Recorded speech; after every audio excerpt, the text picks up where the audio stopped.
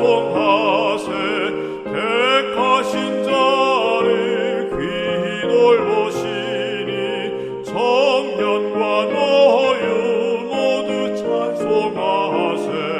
구세주 예수.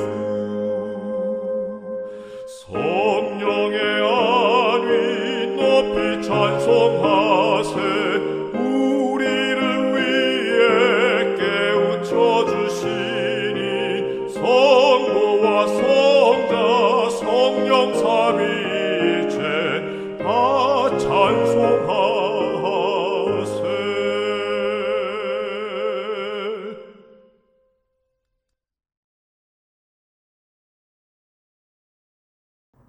하늘에 계신 우리 아버지, 저희의 발걸음이 주님의 거룩한 안식일에 머물게 하여 주시어 감사합니다. 주께 예배를 드리기 전에 세상의 근심과 걱정이나 헛된 계획들을 지워주시고 하나님께만 주목할 뿐 아니라 우리의 모든 것을 주님께 내려놓는 믿음을 배우는 귀한 시간이 되게 축복하여 주시옵소서. 주님을 믿는 믿음과 주께서 저희와 함께 하시는 임재로 인하여 이 예배가 거룩한 하늘 보좌 앞에 상달되게 하여 주시옵소서. 예수 그리스도의 거룩하신 이름을 의지하여서 간절하게 기도드립니다. 아멘.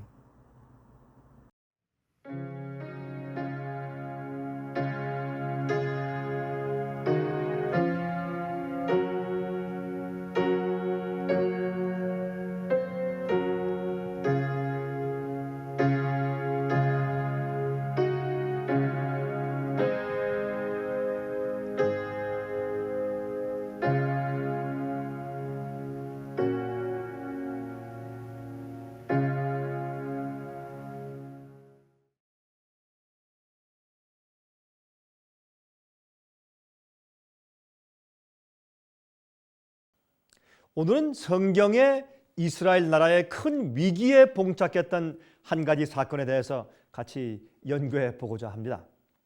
현대를 사는 우리에게 적용되는 중요한 영적 교훈이 그 사건 가운데 들어 있습니다. 여러분, 이 사건은 사무엘상에 기록되어 있는 것입니다. 그것은 다름이 아니라 우리가 잘 알고 있는 골리앗 장군의 출현입니다. 이 사건은 지금으로부터 약 한 2600여 년 전에 있던 사건들인데요. 연약해진 이 온 이스라엘 백성들이 벌벌 떨고 있던 그런 사건이죠. 하나님을 믿는 사람들이, 이스라엘의 여호와를 믿는 사람들이 그만 한 명의 큰 거인 장군 때문에, 그 블레셋 장군인 골리앗 때문에 그 앞에서 벌벌 떨고 있던 사건을 여러분들은 잘 기억하실 것입니다. 어린 아이들에게 이야기해주는 골리앗과 다윗의 전쟁에 대한 이야기죠. 그러나 그와 비슷한 영적인 전쟁을 매일매일 우리 앞에 놓여 있는 것입니다. 그것은 바로 죄와의 전쟁입니다. 죄는 우리가 어떤 때 도무지 승리하고 그 유혹을 이길 수 없는 것 같은 그런 골리앗 같은 거인들로 느껴지게 되는 것입니다.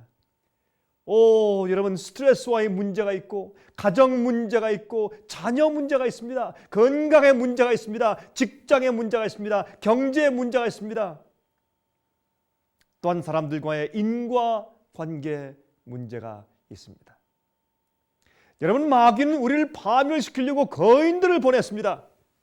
그래서 우리는 매일매일 사실은 골리앗 장군과 싸우고 있는 사람들입니다. 우리가 미약하고 다윗처럼 왜소하게 보일지는 모르지만 우리는 이 전쟁 가운데서 여호와의 이름으로 승리할 수가 있는 것입니다. 여러분, 현재 우리도 전쟁 중에 있는 것입니다. 아무리 이 세상 재미들로 잠시 잊어보려고 애를 써도 그 원수는 여전히 우리 앞에 있습니다. 휴가를 가고 여행을 가서 즐기고 돌아와도, 또 맛있는 것들을 먹고 즐기고 돌아와도, 또 베케이션을 하고 돌아와도 여전히 그 원수는 우리 앞에 도사리고 있는 것입니다. 우리가 피할 수 없는 이 전쟁 가운데 있습니다. 그러므로 이 골리앗과 다윗의 이 싸움 중에서, 싸움에 대한 이야기 가운데서 우리는 하나님의 능력을 어떻게 배우는지를, 어떻게 경험하는지를 그 교훈을 배워야 할 것입니다. 여러분, 골리앗은 블레셋 군대 장군이었습니다. 키가 9피트입니다. 구척장신이죠, 지금으로 말하면. 여러분, 사무엘상 17장 4절부터 7절까지 보면 다음과 같은 말씀이 기록되어 있는 것을 보셨습니다. 여러분, 사무엘상 17장입니다. 우리 한번 좀 펴서 보겠습니다. 사무엘상 17장입니다. 4절부터 7절까지 있는 말씀을 제가 읽겠습니다. 이렇게 말씀되어 있습니다. 블레셋 사람의 진에서 싸움을 도두는 자가 왔는데 그 이름은 골리앗이요 가드 사람이라. 그 신장은 6규빗 한 뼘이요 머리에는 놋 투구를 썼고 몸에는 어린 갑을 입었으니 그 갑옷의 중수는 놋 5,000세겔이며 그 다리에는 놋 경갑을 쳤고 어깨에는 놋 단창을 메었으니 그 창자루는 배틀째 같고 창날은 철 600세겔이며 방패든 자는 앞서 행하더라. 그렇게 말하였습니다. 여러분, 이 말씀 참 놀라운 얘기죠. 그의 키가 6규빗입니다. 근데 그 당시에 6반 규빗은 말입니다, 현대 칠수로 9피트입니다. 아주 큰 키죠. 현대 사람의 키의 거의 2배입니다.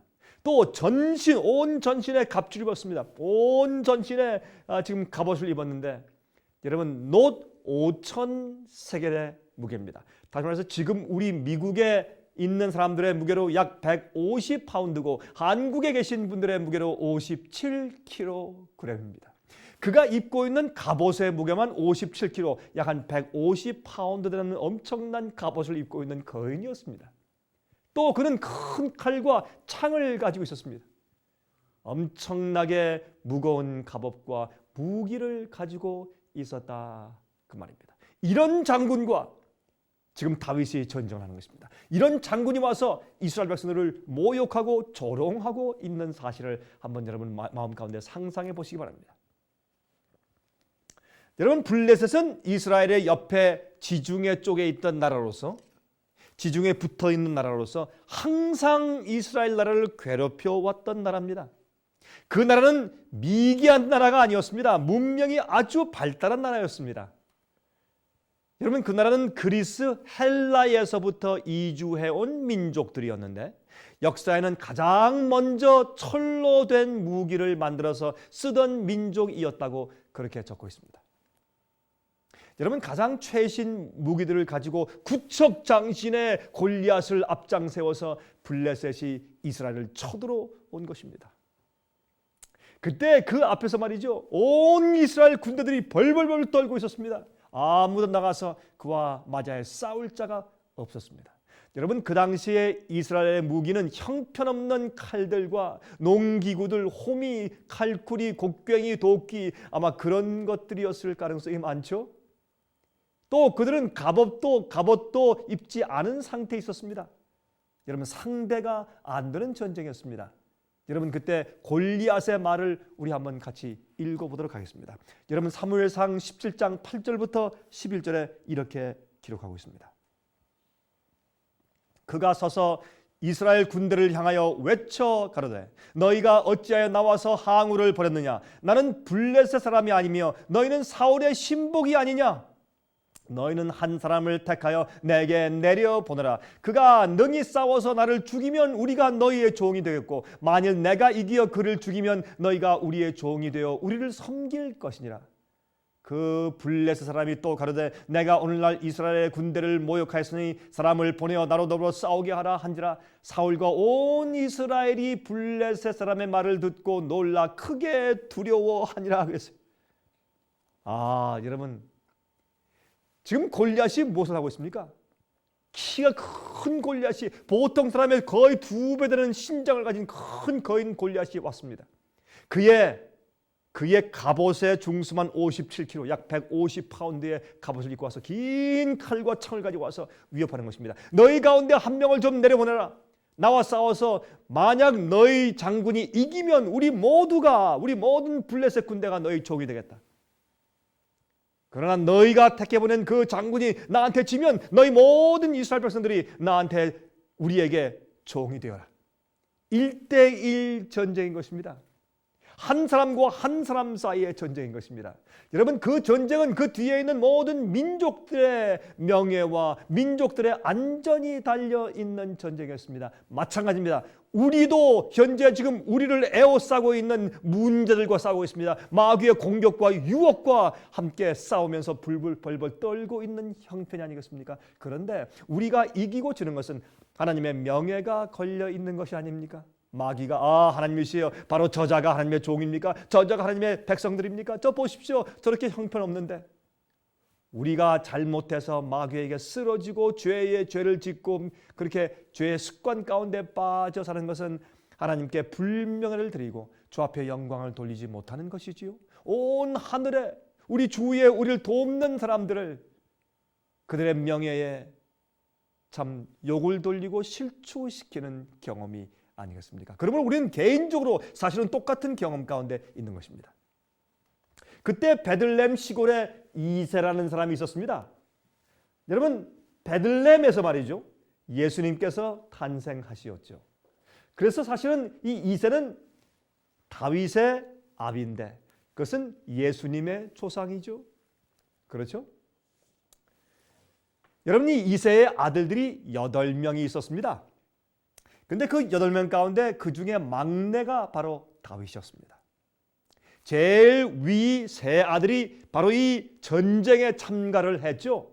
그래서 여러분, 이 참가했는데 골리앗이 그만 쳐들어와서 거의 40일 동안, 한 달 이상 동안 이스라엘 나라를 조롱하고 놀리고 그렇게 했습니다. 그때 이제 이새가 그 아버지가 다윗을 시켜서 가서 세 아들 형들이 살아있는지 알아보고 오라고 보냈습니다. 천부장에게 줄 음식을 잔뜩 싸가지고 보냈습니다. 아마 우리 아들들 좀 잘 좀 봐달라고 이렇게 했겠죠. 그런데 여러분, 다윗이 가서 보니까 참 기가 막힌 것이었습니다. 그가 말이죠, 이 블레셋 장군 골리앗을 보고 무서워한 것이 아닙니다. 오히려 마음 가운데 의분한 것입니다. 이럴 수가 있는가? 아니, 어떻게 우상을 숭배하는 이방 사람이 만군의 여호와 이름을 저렇게 모독해도 가만히 있는 것인가? 아니, 우리가 가만히 있는가? 이스라엘 군대는 무엇을 하는가? 왕은 무엇을 하고 있는가? 이 적은 다윗은 하나님과 광야에서 양을 치고 이제 염소를 치면서 계속 기도하면서 하나님을 의지하는 법을 배웠던 이 다윗은 그 전쟁의 상태를 보면서 마음 가운데 의분했습니다. 그래서 그는 큰 골리앗을 보고도 두려워하지 않았습니다. 사람들에게 묻고 다녔습니다. 자, 그러면 저 거인과 싸워서 이기면 어떤 대우를, 어떤 상급을 받는 것입니까? 사울 왕이 자기 딸과 결혼케 해주고 또 많은 재물을 주겠다고 약속했네. 이렇게 해서 다윗은 그것을 지금 묻고 다녔습니다. 마음이 의분했기 때문에. 그런데 바로 이 소문을 그의 형들이 들었습니다. 그리고 형들이 화가 나서 사무엘상 17장 28절 보시면 이제 이렇게 그 형들이 이제 채근을 합니다. 사무엘상 17장 28절 보면 그의 형들이 화가 나서 이제 그 다윗에게 이렇게 말합니다. 장형 엘리압이 다윗의 사람들에게 하는 말을 들은지라 그가 다윗에게 노를 바라여 그러되 내가 어찌하여 이리로 내려왔느냐? 들에 있는 몇 양을 네게 맡겼느냐? 나는 내 교만과 내 마음의 완악함을 아노니 내가 전쟁을 구경하러 왔도다. 그랬어요. 너는 항상 잘난 체 잘하지? 너 지금 구경하러 왔느냐? 지금 그게 무슨 말이냐? 우리 형들도 떠는데 너는 무슨 큰 용기가 있다고 그런 말을 하느냐? 장난치러 왔느냐? 그렇게 묻습니다. 이 녀석아 뭐하러 왔어? 왜 잘난 체? 그런 뜻이겠죠? 여러분 31절부터 33절 보겠습니다. 여기 31절부터 33절에 같은 사무엘상 17장 31절부터 33절에 다음과 같이 기록되어 있습니다. 혹이 다윗의 한 말을 듣고 그것을 사울에게 고하였으므로 사울이 다윗을 부른지라. 다윗이 사울에게 고하되 그를 인하여 사람이 낙담하지 말 것이라. 주의 종이 가서 저 블레셋 사람과 싸우리이다. 사울이 다윗에게 이르되 내가 가서 저 블레셋 사람과 싸우기에 능치 못하리니 너는 소년이요 그는 어려서부터 용사임이니라 그랬습니다. 여러분, 이 사울이 얼마나 급했으면 여러분 다윗이 그런 말을 한다고 해서 그를 불렀겠습니까? 보니까 적은 목동 소년이었습니다. 다윗이 왕이시여 내가 싸우겠습니다. 나를 보내주십시오. 하나님을 믿는 우리가 왜 저런 자에게 두려움을 느낄 필요가 있겠습니까? 말했겠죠. 그때 사울이 말하기를 여보겐 자네는 아직 어린 청년일세. 안 되네. 저 골리앗 장군 어릴 때부터 싸움을 해온 용사일세. 그렇게 말합니다. 그때 다윗이 자기의 이력서를 냅니다. 무슨 이력서를 냈습니까? 아버지의 양을 칠 때에 사자와 곰과 내가 싸웠습니다. 내가 곰도 쳤는데 하물며 하나님을 모욕하는 저 이방인 정도는 아무것도 아닙니다. 왕이여 날 보내주십시오. 저런 참 주님을 모독하는 그런 사람을 가만 놔둬도 되겠습니까? 그렇게 말했습니다. 하나님께서 나를 사자와 곰에게서 건져내셨습니다. 그 동일하신 하나님께서 나를 저 골리앗 장군에게서 건져내시고 그를 이기게 하실 것입니다. 라고 말했습니다. 여러분 그의 믿음을 한번 보십시오. 그의 배짱을 보십시오. 그때 사울이 그의 배짱을 보고 또 너무 난처하고 너무 오래 기다렸는지라 할 수 없이 다윗을 보내기로 결심을 합니다. 어차피 마찬가지 아닙니까? 누가 가든지 질 것임에 분명했기 때문에 그런 이제 믿음이 있는 용감한 다윗을 한번 보내보자 그렇게 생각을 했던 것 같습니다. 그리고 그에게 어떻게 해요? 사울 왕이 자기가 입던 갑옷을 그에게 입혀줬습니다. 아마 그 당시에는 군인들이 갑옷을 입을 처지가 못 됐던 모양이죠. 여러분 이스라엘 군대 중에서 사울 왕만 아마 전신 갑옷이 있었던 모양입니다. 그런데 이 다윗이 그 옷을 입어보니까 어떻습니까? 너무 크고 또 너무 무거웠습니다. 그래서 다윗은 어떻게 해요? 나갈 때 그 갑옷을 벗어버리고 갔다고 했습니다. 여러분 사무엘상 17장 40절을 보면 이렇게 말씀되어 있습니다. 손에 막대기를 가지고 시내에서 매끄러운 돌 5을 골라서 자기의 목자의 제구 곧 주머니에 넣고 손에 물매를 가지고 블레셋 사람에게 나아가니라 그랬어요. 여러분 이 다윗이 말이죠. 골리앗 장군을 향해서 지팡이와 돌멩이 5개만 가지고 나가는 것입니다. 돌멩이 그저 5개를 가지고 자기 돌팔매 주머니에 넣고서 가는 것이었습니다. 참 이상하죠. 갑옷도 다 벗어버리고 창도 가지지 않고 활도 가지지 않고 칼도 가지지 않고 그만 자기가 과거에 이제 양들을 지키고 곰들과 싸울 때 그가 사용했던 돌팔매를 하기 위한 돌 5개를 가지고 가는 것입니다.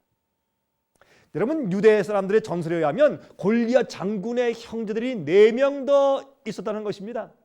그래서 5개를 가져왔습니다. 그 당시에 말이죠. 자기 형제가 죽으면 그 나머지 형제들이 전부 다 달려옵니다. 복수하기 위해서.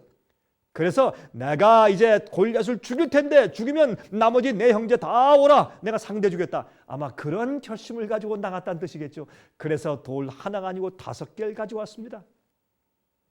여러분이시여, 우리가 죄와 세상의 가마와 싸울 때도 부분적이 아니라 전적인 전쟁을 해야 할 것입니다. 우리가 유보하지 않은 어떤 것을 남겨두지 않은 전적인 굴복을 통해서 우리가 전쟁을 해야 할 것입니다. 나와 내 죄와 내 자신과 세상을 위해서 세상을 향해서 전쟁을 해야 할 것입니다. 여러분 그런데 여러분이 골리앗이 가만히 보니까 저쪽 지금 유대인 진영에서 자기와 싸울 한 장군이 오는데 가만히 보니까 적은 소년이에요. 갑옷도 있지 않고 지팡이를 가지고 옵니다. 참 기가 막혔지 않겠습니까? 골리앗이 보니까 참 별일도 다 있다. 내가 전쟁을 많이 해보았지만 이런 일 처음이네. 그가 껄껄 웃으면서 내가 막대기를 가지고 나와 싸우려고 오느냐? 내가 개냐? 라고 물었습니다. 그때 다윗의 답변이 이렇습니다. 바로 이것이 승리하는 믿음입니다. 여러분 사무엘상 17장 45절 여러분 외우시기 바랍니다. 사무엘상 17장 45절입니다. 다윗은 이렇게 말했습니다. 다윗이 블레셋 사람에게 이르되 너는 칼과 단창으로 내게 오니와 나는 만군의 여호와의 이름 곧 내가 모욕하는 이스라엘 군대의 하나님의 이름으로 내게 가노라 그랬습니다. 너는 칼과 단창과 이런 것으로 오지만은 나는 만군의 여호와의 이름으로 온다. 세상을 창조하신 분, 이스라엘을 일으키신 분, 지금까지 이스라엘을 인도하신 하나님, 모든 어려움에서 구하신 하나님, 광야에서 조상들이 다닐 때 만나를 내리신 하나님, 기적의 하나님, 난 그 만군의 여호와 살아계신 하나님의 이름으로 내게 간다. 우리가 전쟁할 때, 우리가 죄와 싸울 때, 세상에 어려움을 겪을 때 우리는 하나님의 이름으로 싸워야 합니다. 우리에게는 아무 능력이 없습니다. 우리에게 힘이 없습니다. 그러나 우리를 창조하시고 우리를 구원하시고 우리를 구원하시기 위해서 아들 예수를 십자가에 보내신 그 하나님은 능력 있는 분입니다. 만군의 여호와십니다. 만왕의 왕이십니다. 만주의 주십니다. 그 하나님을 의지하는 생활, 그 믿음을 가지고 이 땅을 살아야 할 것입니다. 이때 말이죠, 골리앗이 웃었습니다. 여러분 웃지 않겠습니까? 골리앗이 웃으면서 투구를 벗었습니다. 기가 막혔겠죠. 그때 돌팔매에 돌을 집어넣고 그걸 막 돌리고 있던 그 다윗이 이때다 하고 그냥 던져버렸습니다. 그러니까 그 돌이 날아가서 투구를 벗은 골리앗의 이마를 명중했습니다. 그때 큰 거구가 그만 소리를 내면서 땅에 쓰러지는 것이 아닙니까? 그때 다윗이 달려가서 그 골리앗의 칼을 빼어서 골리앗의 목을 쳤습니다. 여러분, 이때 이스라엘 군대 큰 승리의 함성이 들렸습니다. 그때 블레셋 군대는 다 무서워서 도망치기 시작했습니다. 여러분, 그 사건을 한번 상상해 보십시오. 여러분이시여, 우리가 승리할 때 우리 주위에 있는 얼마나 많은 사람들이 용기를 얻겠습니까? 우리 가족들과 우리 교우들과 우리가 승리할 때 주님의 이름으로 우리 생에 오는 모든 유혹들과 시험들과 어려움과 공격을 승리할 때 그때 우리의 주위에 있는 사람들이 얼마나 큰 용기를 얻겠습니까? 여러분, 이 사건이 왜 성경에 기록되어 있는지 아십니까? 왜 이 골리앗과 다윗의 싸움이 성경에 기록되어 있을까요? 바로 여러분과 저의 영적인 전쟁에 그 싸움에 승리하는 믿음을 갖도록 하기 위해서 기록되어 있는 것입니다. 승리하는 믿음.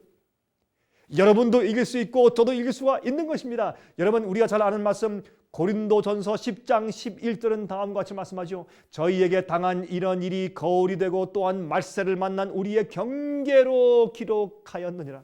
성경에 있는 이 모든 말씀들은 어떻게 우리의 경계로 기록되어 있다. 과거에 있는 모든 사건들은 거울처럼 우리가 이 땅에서도 어떻게 할 수 있다는 것을 가르쳐주기 위해서 기록되어 있는 것입니다.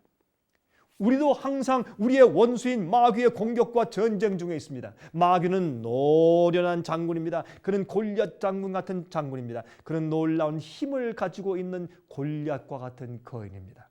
마귀는 많은 경험이 있습니다.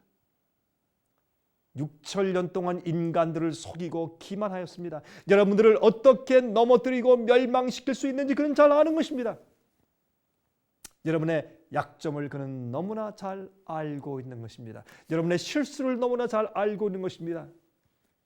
여러분, 그럴 때 다윗의 무기는 사실 돌이 아니었습니다. 그의 무기는 만군의 하나님의 이름이었습니다.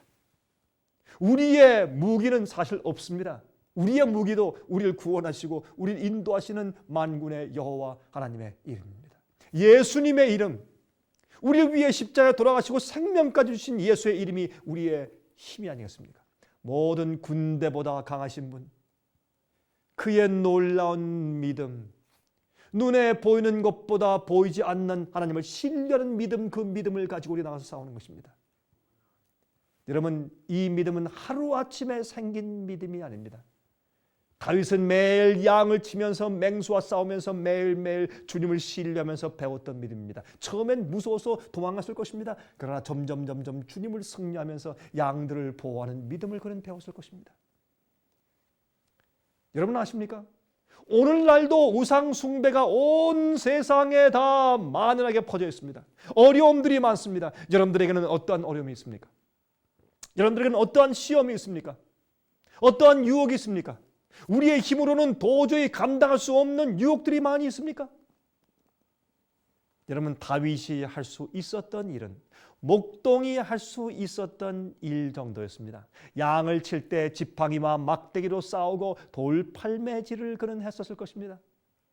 그는 그 가진 자기의 자질 그대로 가지고 나가서 주 앞에 헌신했을 때 그는 승리했습니다. 하나님께서 우리에게 말씀하십니다. 우리의 단순한 자질들로 하나님의 일을 하는 것입니다.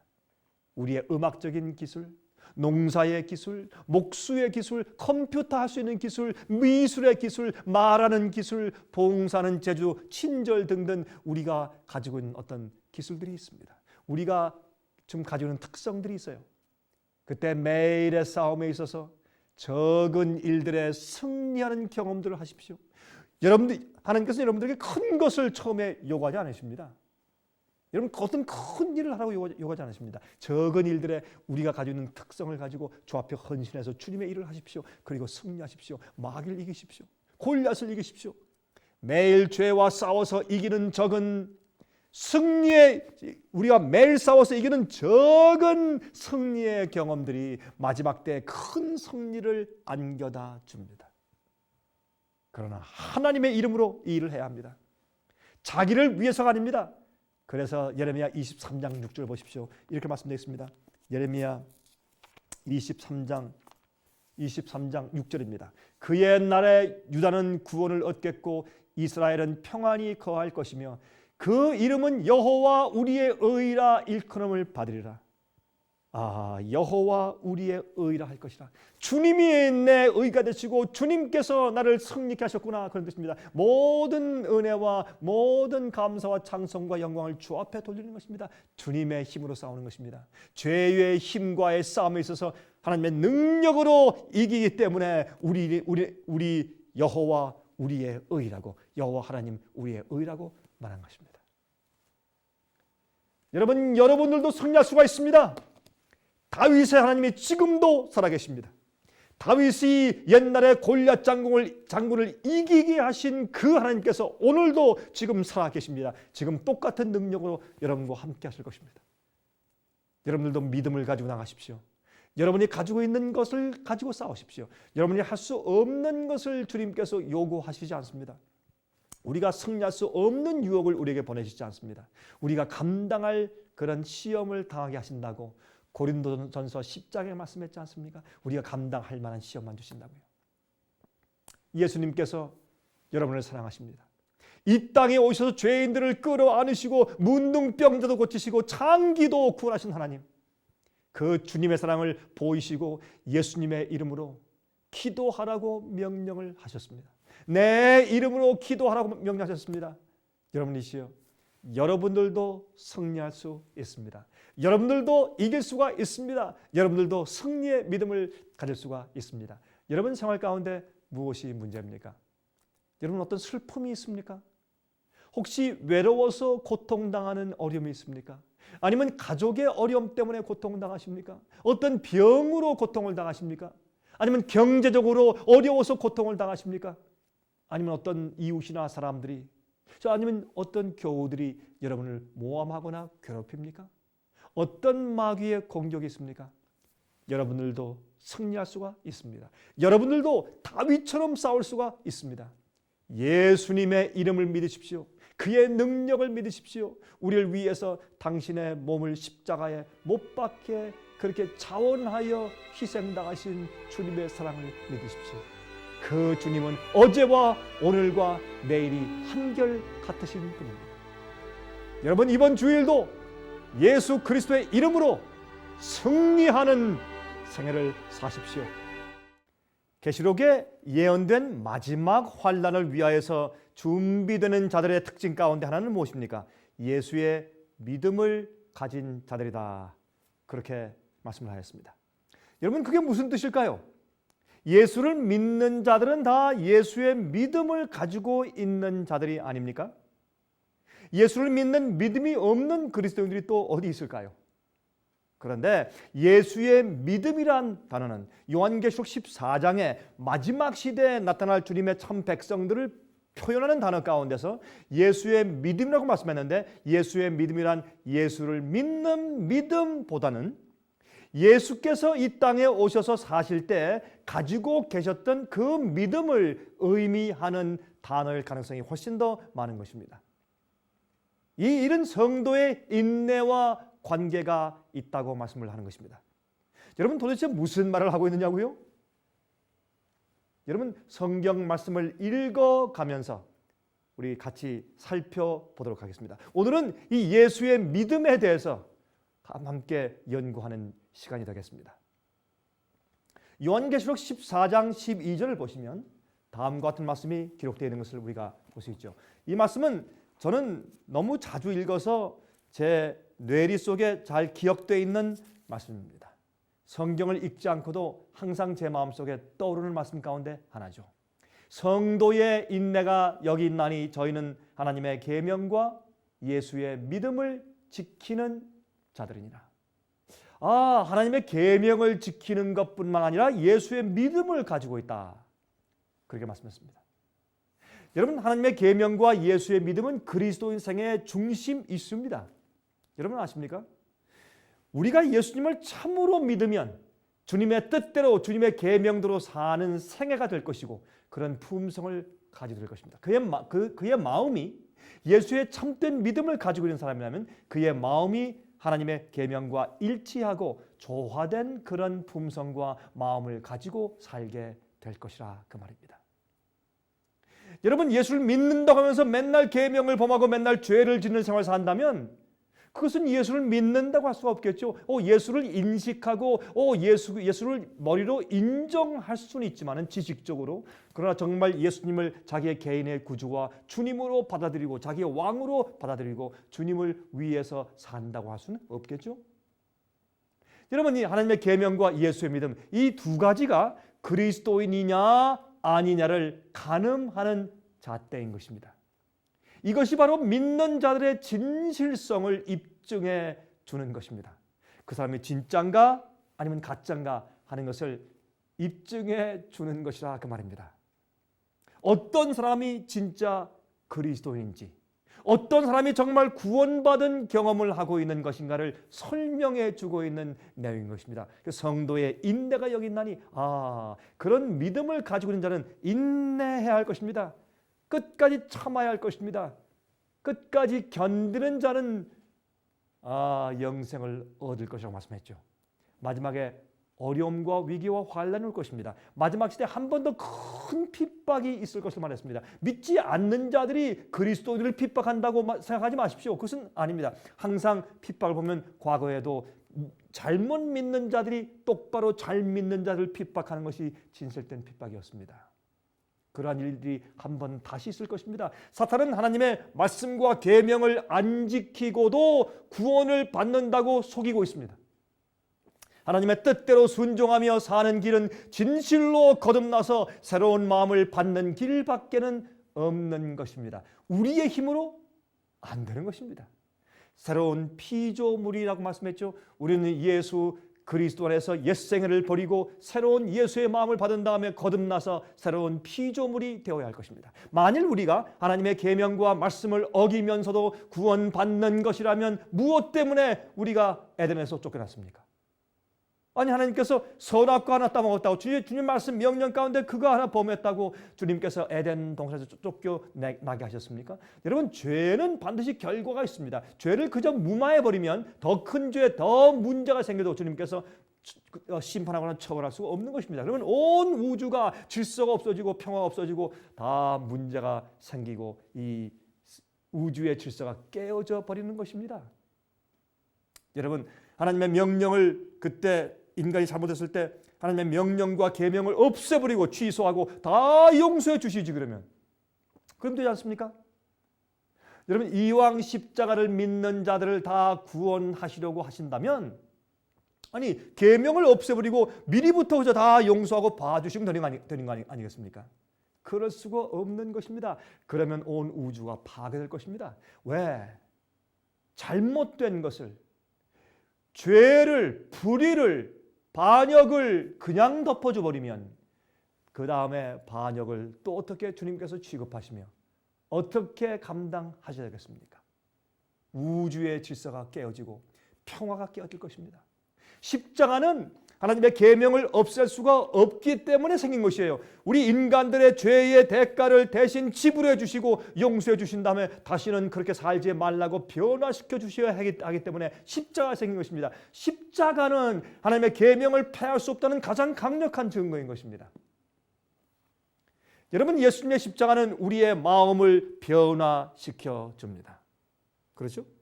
예수님의 십자가를 바라볼 때 우리 마음이 변화가 되는 것입니다. 죄를 미워하게 만드는 것입니다.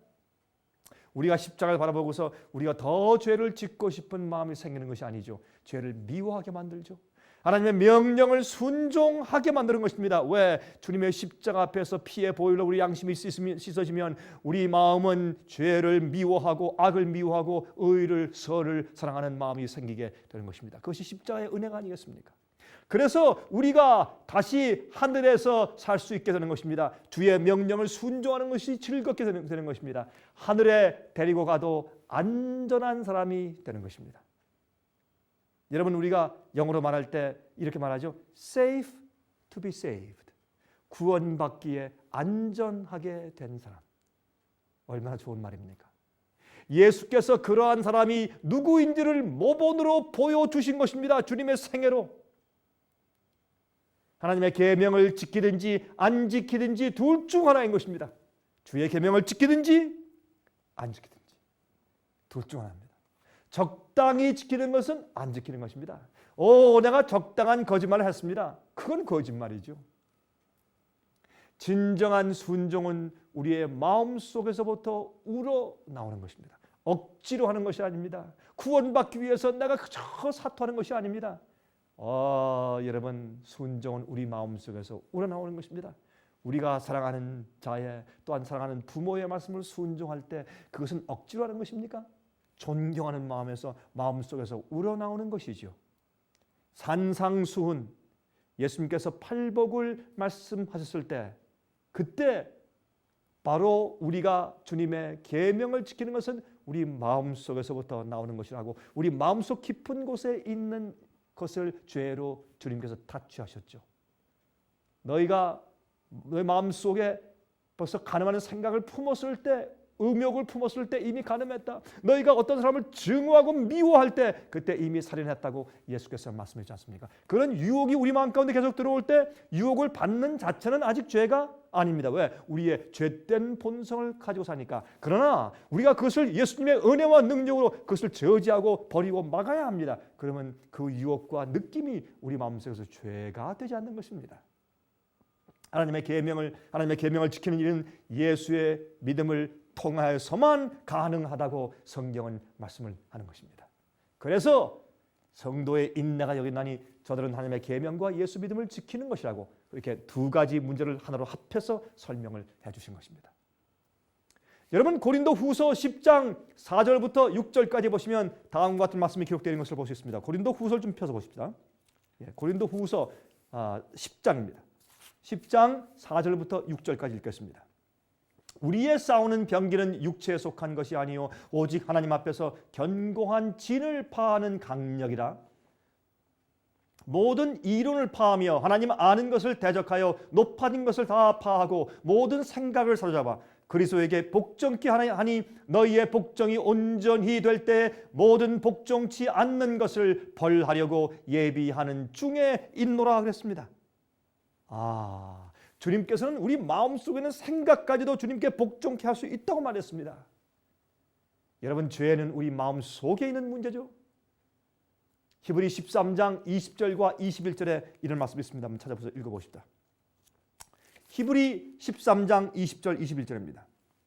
양의 큰 목자이신 우리 주 예수를 영원한 언약의 피로 죽은 자 가운데서 이끌어내신 평강의 하나님이 모든 선한 일에 너희를 온전케 하사 자기 뜻을 행하게 하시고 그 앞에 즐거운 것을 예수 그리스도로 말미암아 우리 속에 이루시기를 원하노라. 주님께서 우리 마음속에서 그러한 예수님의 마음을, 구원의 경험을 이루시길 바란다.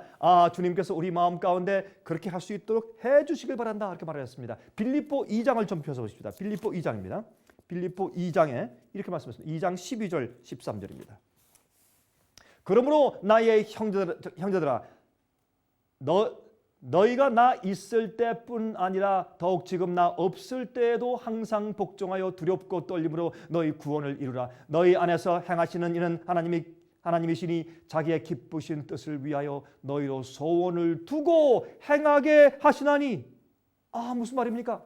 주님께서 우리 마음 가운데 그렇게 하고 싶은 소원도 넣어주시고 그렇게 할 수 있는 행할 수 있는 능력도 주시고 그것이 성령의 은혜죠. 그것을 성경에서 은혜라고 말합니다. 은혜는 그저 보잘것없고 가치 없는 죄인을 봐주시는 것뿐만이 아니라 은혜는 성령께서 우리 마음 가운데서 역사하시는 힘을 우리가 또 성경에서 은혜라고 하는 것을 보는 것입니다.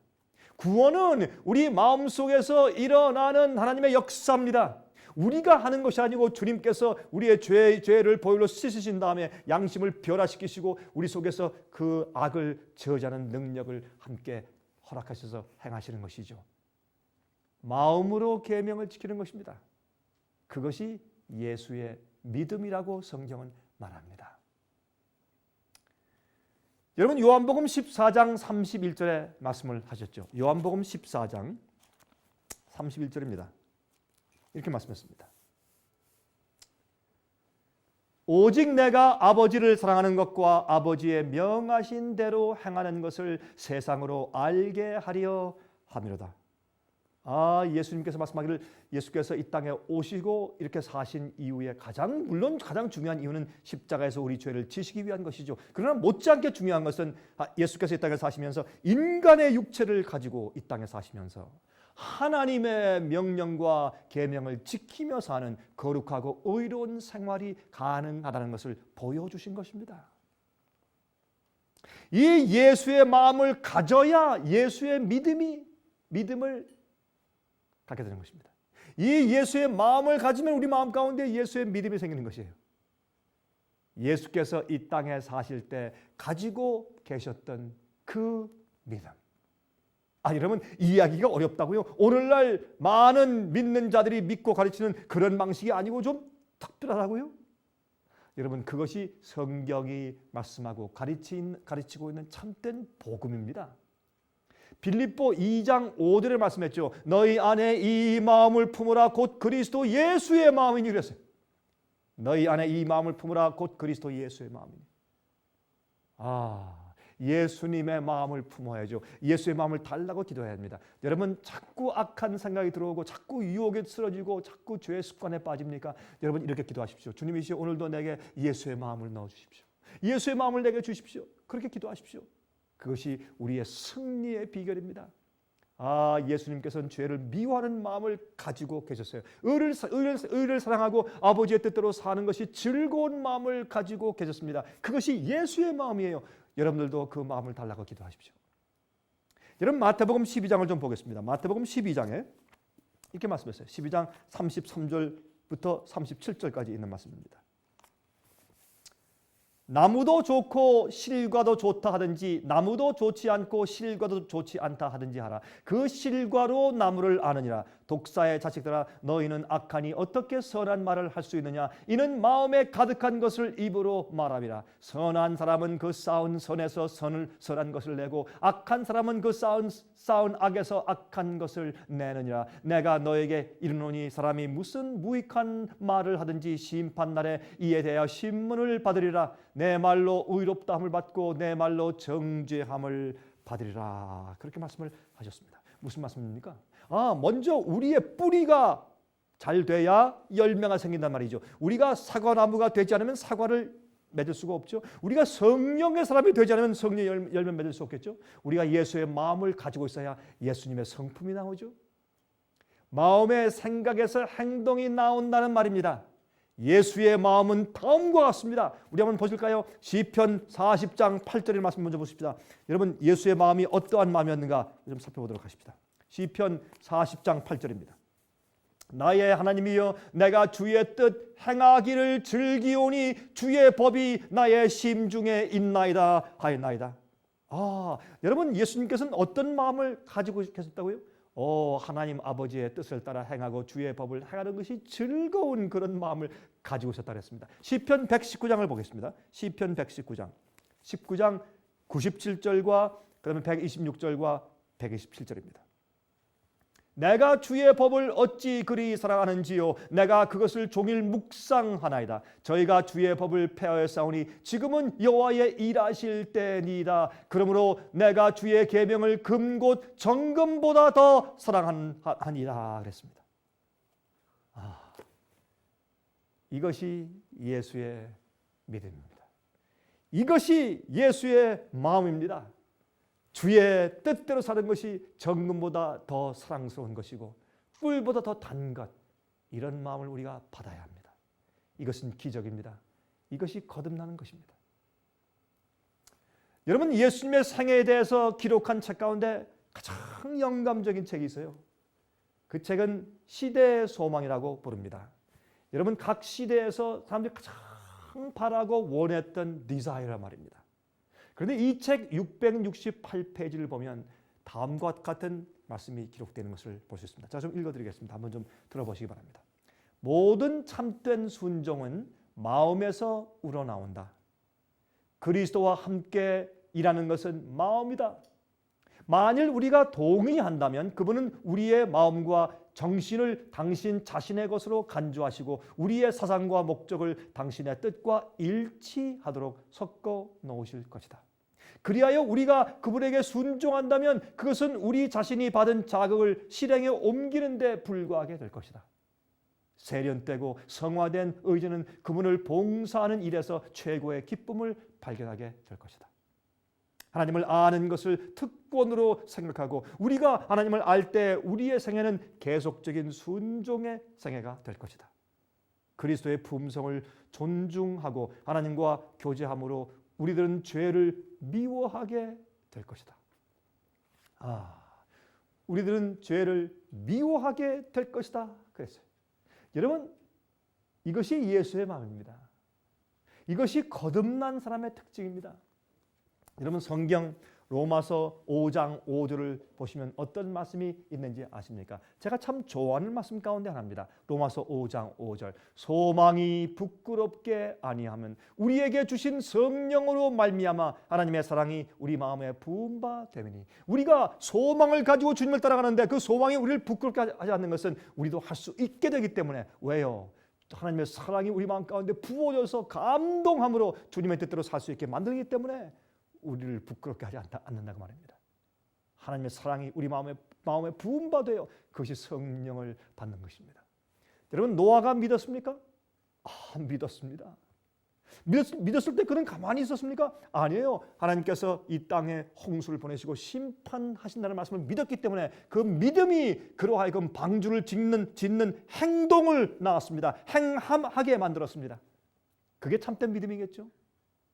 여러분, 하나님을 얼마나 사랑하고 신뢰했으면 그는 그 모진 조롱과 오해를 받으면서 그때 비가 오지 않던 세상에 이 언덕 위에 큰 배를 지었느냐 말입니다. 미쳤다는 소리를 들으면서.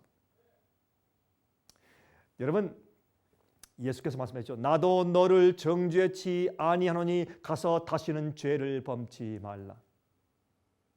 가늠한 여인에게 용서하시면서. 여러분, 그래서 예수의 믿음은 하나님 아버지를 온전히 의지하고 아버지 없으면 혼자서는 아무것도 하지 못한다는 마음을 가지고 주님과 아버지의 뜻대로만 사는 것이에요. 그것이 예수님의 믿음이었습니다. 여러분, 그렇게 할 때 영적인 일들을 하게 되죠. 아버지의 계명을 지키는 그런 마음을 갖게 되고 그런 생애를 살게 되는 것입니다. 죄에서 분리된 생애를 살죠. 실수하면 그렇게 슬퍼하고 저 앞에 회개하는, 즉시 회개하고 죄를 버리는 생을 살게 되겠죠. 여러분들은 예수를 그저 믿고 있습니까? 아니면 예수님의 믿음을 가지고 있습니까?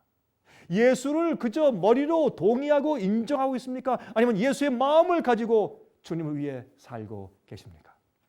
여러분, 예수의 믿음에 대한 이해는 얼마나 중요한 복음인지 모르겠습니다. 여러분, 마르다가 말이죠. 자기가 예수님께서 죽은 자들을 부활시킬 것에 대한 능력을 믿는 믿음을 표현한 후에 곧 무덤을 열지 말라고 했습니다. 왜? 예수님께서 어떻게 이제 나사로 무덤 앞에 가서 무덤문을 열라 했을 때 되겠습니까? 무덤문을 열지 말라고 했습니다. 왜? 냄새가 납니다. 죽은 지가 나흘 됐습니다. 그랬습니다. 그럴 때 예수께서 어떻게 했습니까? 무덤문을 열어라. 그때 그들이 무덤을 열었습니다. 죽은 시체를 부활시켜서 걸어 나오게 하신 주님의 능력, 여러분 그것을 믿으십니까? 베드로가 물 위를 걸었습니다. 그것은 불가능한 일이죠. 어떻게 사람이 물 위에 걷습니까? 그러나 불가능을 가능케 하신 예수 그리스도의 능력, 여러분 그 능력을 믿으십니까? 그러면 복음의 능력을 믿으십시오. 모세도 실수했습니다. 엘리야도 낙심하였습니다. 여호수아도 여리고성에서 큰 승리를 거둔 다음에 그 이후에 적은 아이성에서 패배를 경험했습니다. 여러분 그러나 아십니까? 그러나 주님께서 그들을 결국은 승리케 하셨습니다. 여러분 생각 가운데 어떤 낙심이 있고 어떤 연약성이 있으면서 어떠한 패배가 있습니까? 주님을 신뢰하십시오.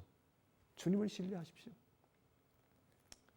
여러분 예수님을 끊임없이 신뢰하시기 바랍니다.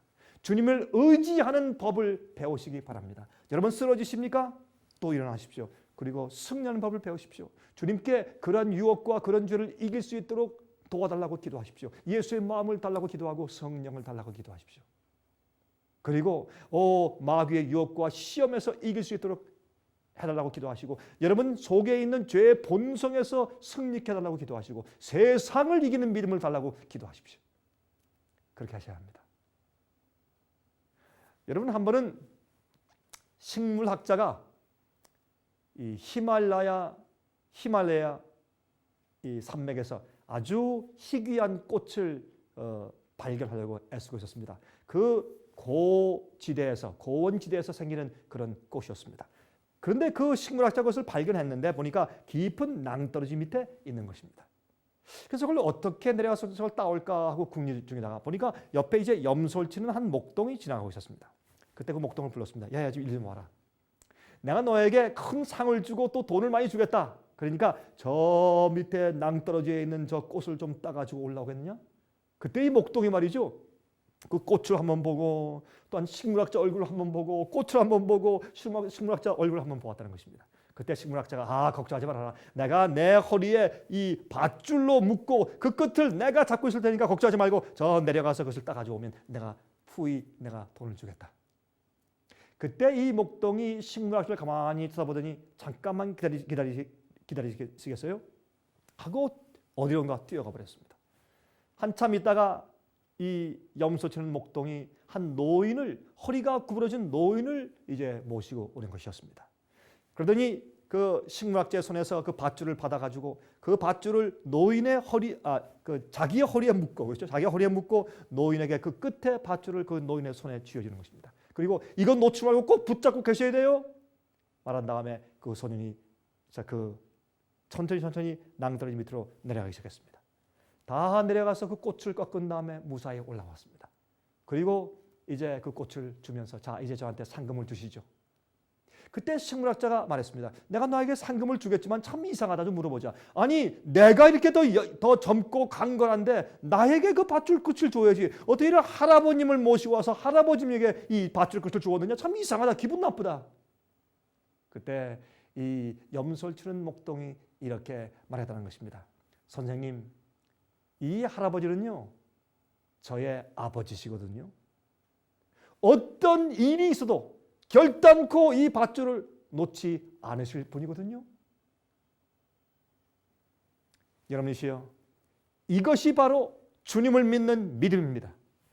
우리가 어떠한 지경이 있든지 우리를 놓지 않고 꼭 붙들어 주실 예수 그리스도. 여러분 그 예수님을 믿으십니까? 그 사랑을 믿으십니까? 그리고 그 능력을 믿으십니까? 여러분 그러나 또 하나 기억하십시오. 그러나 우리가 놓는 것입니다. 주의 손을 우리가 놓고 우리가 그 죄를 버릴 마음을 가지지 아니하고 우리가 진정으로 회개하지 않는 것입니다. 그럴 때에 문제가 생기는 것이죠. 버림받는 것은 하나님께서 우리를 버리시는 것이 아닙니다. 우리가 주님을 버리는 것입니다.